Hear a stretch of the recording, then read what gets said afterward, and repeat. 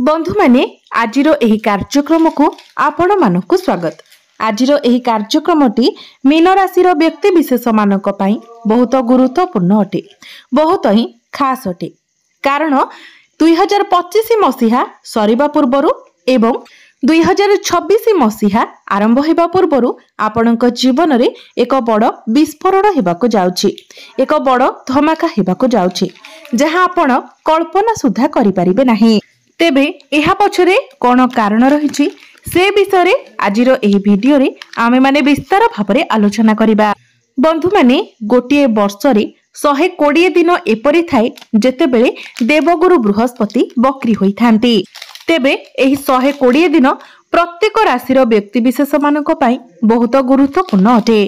कारण एही 120 दिन मध्यरे आपणक जीवन रे अनेक किछि परिवर्तन हेबाको जाउछि। कारण जेतेबेले कोनोसी ग्रह बक्री होई थांती सेतेबेले से अधिक शक्तिशाली होई जाय थांती, तांकर शक्ति द्विगुणित होई जाय थाए। किंतु गुरुत्वपूर्ण कथा हेउछि जे से आपणक कुंडलीर केउ भाबरे बक्री हेउछंती एवं केउ सब भाव उपर को तांकर दृष्टि रहुछि, सेही अनुसार ही से आपणको जदि ग्रह आपणक कुंडलीर शुभ स्थान रे बक्री होई थांती तो सेठारे से आपणको शुभ फल प्रदान करि थांती।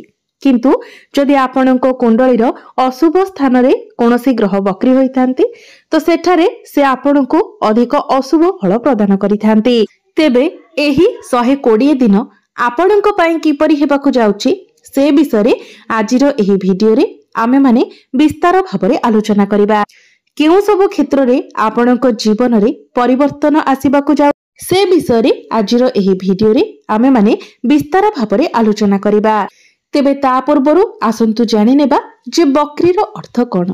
बंधु माने आपण माने समस्ते बहुत भलो भाबरे जानिथिबे जे प्रत्येक ग्रहंकर एक निर्दिष्ट गतिपथ रही थाए एवं सेही निर्दिष्ट गतिपथ रे ही प्रत्येक ग्रह सूर्य को परिक्रमा करि थांती।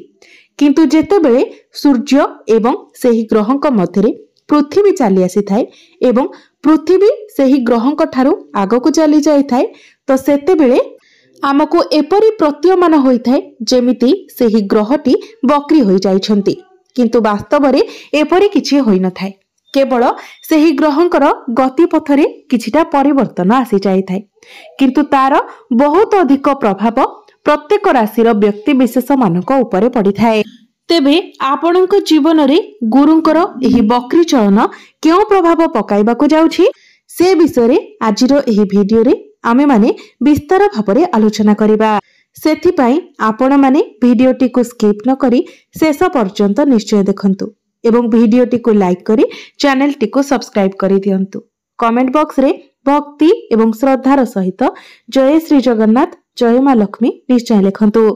तो बंधु माने आसंतु आरंभ करिबा आजिर एही कार्यक्रम को जहा आपणकर जन्म राशि तथा चंद्र राशि उपरे आधारित अटे। तेबे बंधु माने आपणक पई सबुठारु खुशीर कथा हेउछि जे गुरु आपणक कुंडलीर पंचम भावरे बक्री हेउछंती। पंचम भावटी कुंडली रे त्रिकोण होई थाए, एहाको बहुत शुभ स्थान बोली माना जाय थाए। बंधु माने जेतेबेले कोनोसी ग्रह जेउ भावरे बक्री होई थांती सेही भाव सह जड़ित प्रत्येक कार्य रे से संपूर्णता देई थांती एवं सेही भाव सह जड़ित कार्य रे से आपणको अनेक आगकु नै थांती। जदि सेही भाव सह जड़ित आपणकर कोनोसी इच्छा रही थाए तो ताकू मध्य ग्रह पूर्ण करि थांती। तेबे बंधु माने पंचम भावटी हेउची आपणकर शिक्षार भाव, प्रेम जीवनर भाव, आपणकर संतानर भाव। तो एई सब क्षेत्र रे आपणको बहुत अधिक सफलता मिलिबाको जाउची। जो मीन राशि व्यक्ति विशेष माने संतान सुखर कामना करुथिले एही 120 दिन मध्यरे निश्चित भाबरे आपणको फैमिली प्लानिंग पाई समय बहुत भलो रहिबो एवं जदि आपणकर संतान अछंती तो संतानक तरफरु आपणको कोनोसी बड़ खुशी खबर मिली पारे। आपण आपणकर संतानक पाई निश्चित भाबरे समाज रे प्रशंसित हेबे। एहा व्यतीत आपणकर प्रेम जीवन रे मध्य एही 120 दिन मध्यरे आपण बहुत भलो परिवर्तन देखिबाको पाइबे। जदि पूर्वरु आपणकर प्रेम जीवन रे कोनोसी प्रकारर समस्या लागि रहिथिला, जदि आपणक मध्यरे कथावार्ता बंद होई जायथिला, कौनसी प्रकार मिसअंडरस्टैंडिंग थिला, मिसकम्युनिकेशन थिला तो से सब मध्य दूर होइजिबो। आपणक मध्यरे बुझामणा बढ़िबो, भल पाइबा बढ़िबो। आपणकर प्रेम विवाहर रूप मध्य नै पारे एवं विद्यार्थी मानक पाई मध्य एही 120 दिन वरदान भली साब्यस्त हेबो। विद्यार्थी माने निजर शिक्षा क्षेत्र में बहुत अधिक उन्नति करिवे। आपणक मध्यरे मैच्योरिटी बढ़िबो, ज्ञान बढ़िबो, बुद्धिमत्ता बढ़िबो। पाठ पढ़ारे आपणकर आग्रह आसीबो। एही 120 दिन मध्यरे आपण केउठारे एडमिशन नै पारंती, कोनोसी फॉर्म फिलअप करि पारंती किंबा जदि एही 120 दिन मध्यरे आपणकर कोनोसी एग्जाम अछि तो एग्जाम मध्य आपणक पई बहुत भल रहिबो। जदि आपण कोनोसी कॉम्पिटिटिव एग्जाम देउछंती, सरकारी परीक्षा देउछंती, प्रतियोगितामूलक परीक्षा देउछंती तो सेथिरे निश्चित भाबरे आपणको बहुत भल रिजल्ट मिलिबो। बंधु माने गुरु हेउछंती आपणकर राशिर अधिपति एवं से बहुत भल स्थिति रे मध्य गोचर करूछंती, बहुत भल स्थान रे बकरी होइछंती। तो निश्चित भाबरे गुरुंकर एही बकरी गोचर आपणको अनेक शुभ फल प्राप्ति कराइबो। बंधु माने बकरी गुरुंकर दृष्टि आपणकर नवम भाव, एकादश भाव एवं प्रथम भाव उपरे रहिबो। तो गुरु जेहेतु बकरी हेबे एवं आपणकर प्रथम भाव उपरे गुरुंकर दृष्टि रहिबो तो आपणक मध्यरे आध्यात्मिकता बढ़िबो, आपणकर आध्यात्मिक उन्नति हेबो। एही समय आपण जेते पारिबे अन्य मानकर सहाय्य करबाको पसंद करिवे, सामाजिक कार्य करबाको आपण पसंद करिवे। एही समय आपणक सहित किछि एपरि घटना घटिबो जहा पई आपण निजे ही अन्य माननको सहाय्य करिवे। एही समय आपणको समाज रे मान सम्मान प्राप्ति हेबो। आपणको कोनोसी बड़ अचीवमेंट मध्य मिलि पारे। पूर्वरु जदि आपण किछि बड़ इन्वेस्टमेंट करिथिले तो एही 120 दिन मध्यरे आपणको सेथिरु बड़ लाभ प्राप्ति हेबार संभावना रहुछि। जेमिति कि जदि आपण कोनोसी शेयर मार्केट कोनोसी ट्रेडिंग ए सबरे इन्वेस्टमेंट करिथिले तो वर्तमान आपणको सेथिरु बड़ लाभ प्राप्ति हेबो। जदि आपणक ठारू कोनोसी व्यक्ति किछि टंका नैथिले एवं आपणको सही टंका फेरस्त मिलि पारु नथिला तो एही समय आपणको टंका फेरस्त मिलिबार मध्य बहुत अधिक संभावना रहुछि।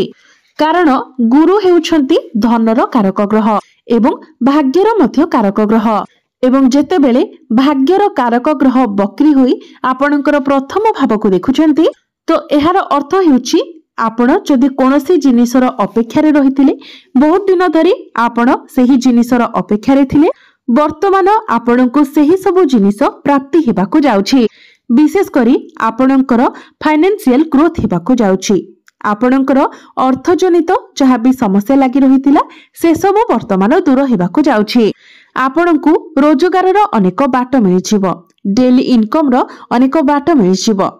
जदि आपण चाकरी करूछंती तो चाकरी क्षेत्र रे आपणकर दरमा वृद्धि हेबो। जदि आपण बिजनेस करूछंती तो बिजनेस रे आपण प्रॉफिट देखिबा को पाइबे। आपण आपणकर फाइनेंशियल ग्रोथ देखिबा को पाइबे। कारण गुरु बकरी होई आपणकर लाभ स्थान को देखुछंती। एहार अर्थ हेउची प्रत्येक क्षेत्र रे आपणको लाभ प्राप्ति हेबा को जाउछि। आपण जेउ भी कार्य रे हाथ देबे सेथिरे आपणको सफलता मिलिबा को जाउछि। कारण गुरुंकर दृष्टि भाग्य भाव उपरे मध्य रहुछि। तो प्रत्येक क्षेत्र रे आपणको आपणकर भाग्यर साथ मिलिबो। हठात करी आपणकर जीवन रे एते परिवर्तन आसीबो जहा आपण कल्पना मध्य करि पारिबे नाही एवं सेही परिवर्तन गुडिक आपणक पई लाभप्रद साब्यस्त हेबो। जदि आपणक पाखरे चाकरी नथिला तो हठात करी आपणको चाकरी मिलिजिबो। जदि आपण प्रमोशन रो अपेक्षा रे थिले तो आपणको प्रमोशन मिलिबार मध्य बहुत अधिक संभावना रहुछि। हठात करी आपण आपणकर फाइनेंशियल इंप्रूवमेंट देखिबा को पाइबे। तो 2026 मसीहार आरंभ रे ही आपणको एक बड़ विस्फोरण हेबा को जाउछि एवं ताहा आपणको अनेक दिगरु लाभ आनिबा को जाउछि। बंधु माने आउ गोटिए कथा हेउछि 3 डिसेंबर को गुरु बकरी होई आपणकर चतुर्थ भाव को चलन करिवे एवं वर्तमान मध्य आपणको चतुर्थ भावर फल प्रदान करिवे। कारण जेबे भी कोनोसी ग्रह बकरी होई थांती तो से तांकर पूर्व ग्रहर मध्य फल प्रदान करि थांती। तो जेहेतु गुरु आपणकर पंचम भाव रे बकरी हेउछंती तेणु से आपणको चतुर्थ भावर मध्य फल प्रदान करिवे। चतुर्थ भावटी होइथाय मांकर भाव, समस्त प्रकारर भौतिक सुखर भाव। तो एही समय आपणको आपणक मांक ठारू अनेक सहयोग प्राप्ति हेबो। आपणक मांकर स्वास्थ्य रे जदि पूर्वरु किछि समस्या थिला तो से सब मध्य दूर होई जिवो। आपणको समस्त प्रकारर भौतिक सुख मध्य प्राप्ति हेबो। अर्थात आपण किछि लग्जरियस जिनिस किणा किणी करि पारंती, कोनोसी नूतन जानवाहन किणी पारंती, कोनोसी प्रॉपर्टी रे आपण डील करि पारंती, नूतन गृह इत्यादि निर्माण करि पारंती।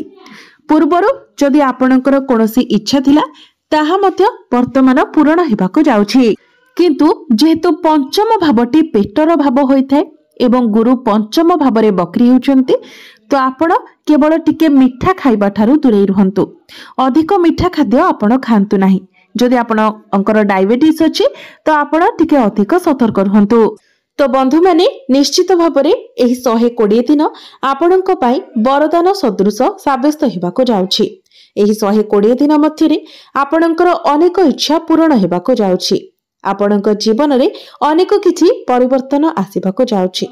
तो बंधु माने एबे आसंतु जानिबा किछि उपाय विषय जे उपाय गुड़िक करबा द्वारा आपणको अधिक मात्रा रे शुभ फल प्राप्ति हेबा।